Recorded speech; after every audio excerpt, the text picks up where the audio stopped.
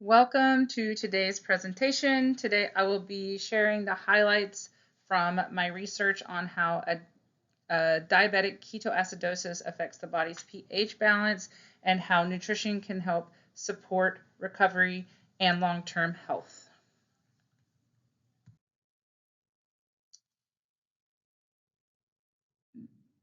Diabetic ketoacidosis occurs when the body is lacking insulin, and so it switches to metabolizing fat for energy.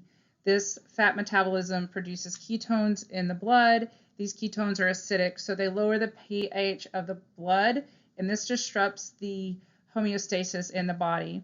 This condition can become fatal if it's not quickly treated, and so immediate medical attention is required.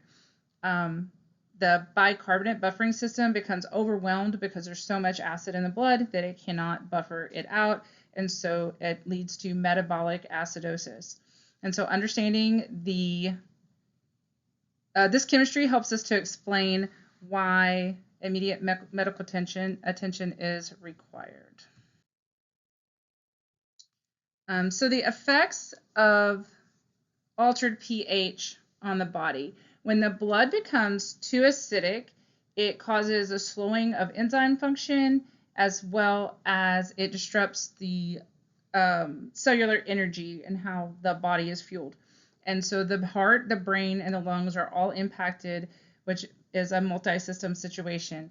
And so the symptoms of the acidosis include increased respiratory rate, mental confusion, and dehydration. This is impactful to the entire body and the pH, and so it be because of the pH.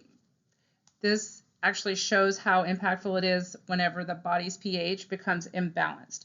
So if acidosis occurs, as mentioned, and the individual must be treated immediately with insulin, fluids, and electrolytes to help restore the balance in the blood and the body. So once the patient or the individual has been stabilized and they have gotten everything back on track with their insulin and the hydration, and they are level again, then what they consume nutritionally is going to be a big part in not having this incident recur. So if they can eat balanced meals with complex carbohydrates, lean proteins, this prevents the glucose spikes that causes the insulin imbalance and causes things to get overwhelmed in the blood system. And so the carbohydrates, lean proteins, healthy fats such as avocados, nuts, and olive oil, these help with energy, but it doesn't cause the switch where the body is trying to use fat for energy instead of the carbohydrates that it likes to use, or glucose that it likes to use. And so, so those kinds of fats do not produce ketones. And so then also maintaining hydration and keeping our electrolytes up will help to recover from that dehydration that occurred during the ketoacidosis.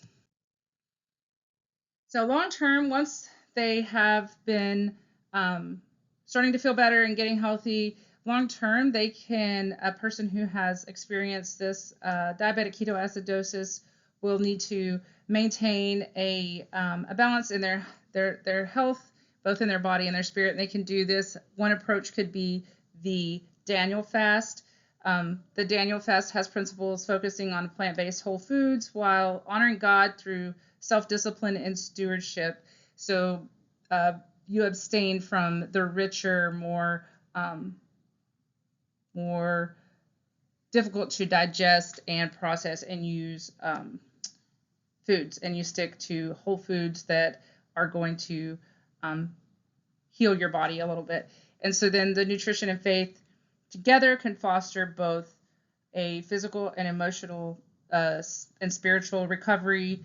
And so if someone is needing to find a new way to eat to support their body, they would benefit from the assistance of a registered dietitian. And so overall, we looked at the diabetic ketoacidosis and how it has a close link between chemistry and health. And then the nutrition is not just fuel for our bodies, but is also an integral part of our healing.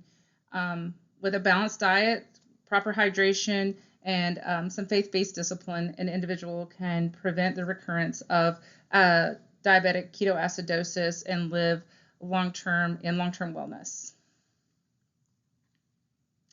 Thank you.